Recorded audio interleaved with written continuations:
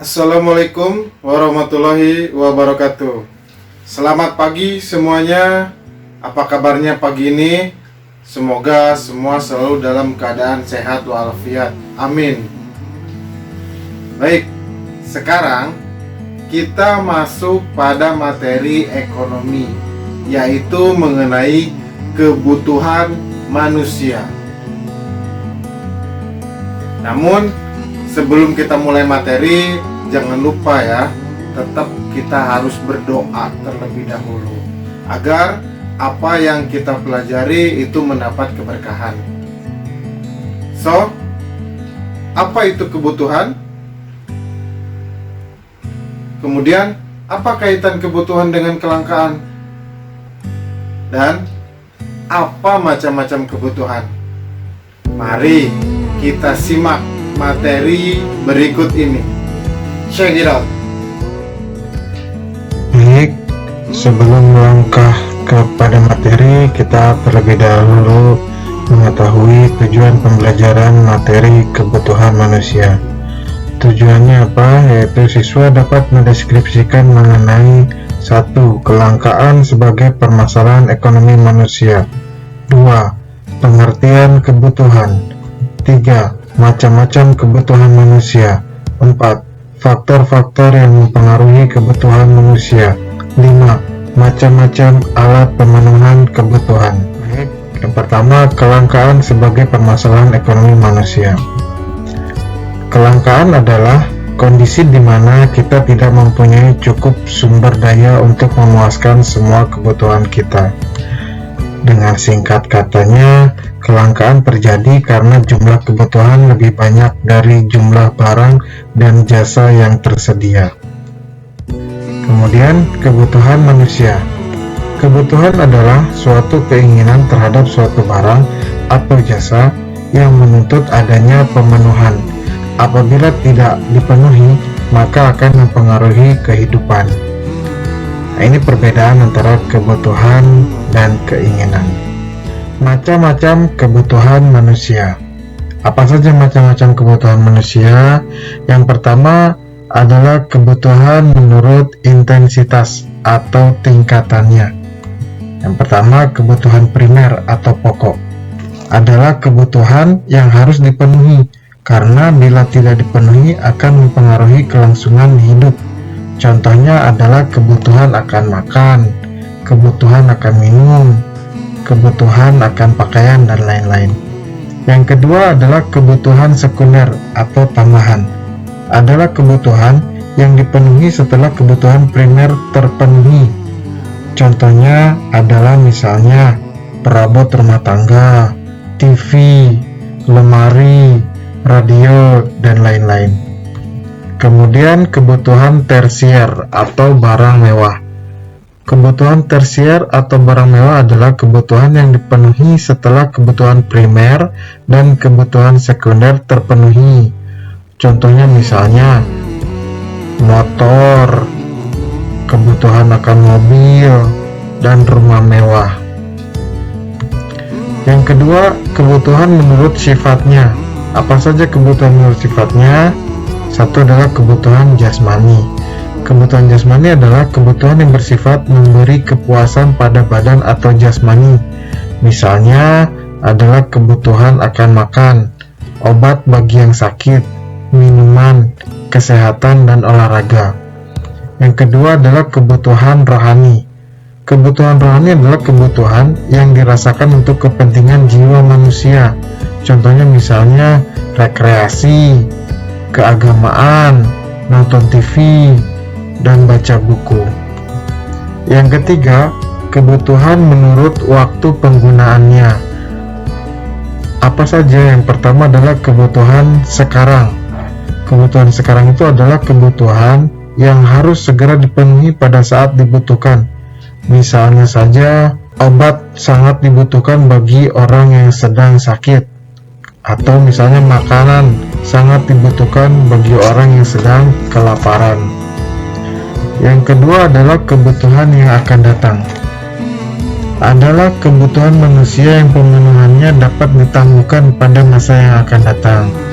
Contohnya misalnya Seseorang saat ini bekerja untuk memperoleh uang, tetapi tidak lupa menyisihkan sebagian uangnya untuk memenuhi kebutuhan yang akan datang, atau yang biasa disebut dengan tabungan. Yang keempat, kebutuhan menurut subjeknya. Apa saja? Yang pertama adalah kebutuhan individual. Kebutuhan individual adalah kebutuhan yang berhubungan langsung dengan perorangan. Contohnya adalah kebutuhan makan, minum, mobil, sepatu, kacamata, dan lain-lain. Yang kedua adalah kebutuhan kelompok. Kebutuhan kelompok atau kolektif adalah kebutuhan yang dirasakan oleh sekelompok orang secara bersama-sama, dan pemenuhannya juga dilakukan secara bersama-sama. Contohnya misalnya, kebutuhan akan jalan raya, jembatan, sekolah, pasar, lapangan, dan lain-lain. Selanjutnya adalah faktor-faktor yang mempengaruhi kebutuhan manusia. Yang pertama adalah jenis kelamin. Perbedaan jenis kelamin itu akan mempengaruhi faktor kebutuhan manusia. Yang kedua, tingkat pendidikan. Seseorang yang mengutamakan penambahan pengetahuan atau wawasan terkait dengan latar pendidikan akan mempengaruhi pada kebutuhannya. Yang ketiga adalah lingkungan tempat tinggal. Lingkungan tempat tinggal sangat besar pengaruhnya terhadap kebutuhan manusia. Orang yang hidup di pegunungan akan berbeda kebutuhannya dengan mereka yang hidup di dataran rendah. Yang keempat, kemajuan ilmu pengetahuan dan teknologi. Yang kelima adalah tingkat pendapatan.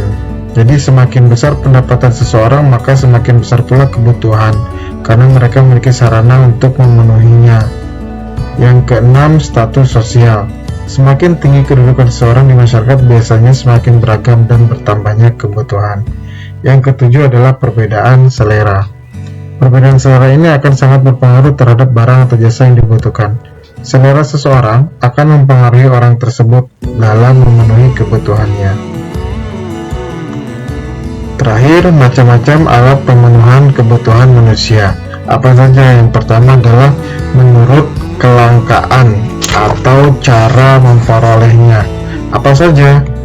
Yang pertama adalah barang ekonomis. Barang ekonomis adalah semua barang yang keberadaannya terbatas, sehingga untuk memperolehnya perlu pengorbanan baik material maupun fisik. Yang kedua adalah barang bebas. Barang bebas adalah barang yang jumlahnya banyak, sehingga untuk memperolehnya tidak perlu pengorbanan. Misalnya sinar matahari, udara, dan air. Yang kedua, menurut hubungannya dengan barang lain. Apa saja? Yang pertama adalah barang substitusi. Barang substitusi adalah barang yang dalam penggunaannya saling dapat menggantikan dengan barang lain, dengan syarat barang tersebut memiliki kegunaan yang sama. Yang kedua, barang komplementer adalah barang yang penggunaannya dapat saling melengkapi satu sama lain, karena bila tidak ada salah satu, maka barang tersebut kurang bermanfaat atau bahkan tidak bermanfaat sama sekali. Yang ketiga, menurut tujuan penggunaannya. Apa saja? Yang pertama adalah barang produksi. Barang produksi disebut juga dengan barang modal, karena barang ini tidak dapat langsung memenuhi kebutuhan manusia, tetapi melalui proses dahulu baru dapat digunakan. Yang kedua adalah barang konsumsi. Barang konsumsi adalah barang-barang yang dapat digunakan secara langsung untuk memenuhi kebutuhan manusia. Yang terakhir adalah menurut proses pembuatannya. Apa saja? Yang pertama adalah barang mentah. Barang mentah adalah barang yang belum dapat digunakan untuk memenuhi kebutuhan, tetapi harus melalui proses produksi terlebih dahulu. Yang kedua adalah barang setengah jadi. Barang setengah jadi yaitu barang atau alat pemenuhi kebutuhan yang masih dalam proses produksi. Yang ketiga adalah barang jadi. Barang jadi adalah barang atau alat pemenuhi kebutuhan yang dapat digunakan untuk memenuhi kebutuhan secara langsung. Alhamdulillahirrabbilalamin. Materi mengenai kebutuhan manusia sudah tersampaikan dengan jelas. Semoga apa yang disampaikan tadi dapat memberikan manfaat buat kita semuanya. Oh iya, jangan lupa like videonya dan subscribe channel videonya. Kalau mau bantu, di-share juga, silahkan. Akhir kata, mohon maaf apabila banyak salah-salah kata yang disampaikan. Billahi taufik wal hidayah. Wassalamualaikum warahmatullahi wabarakatuh. Bye.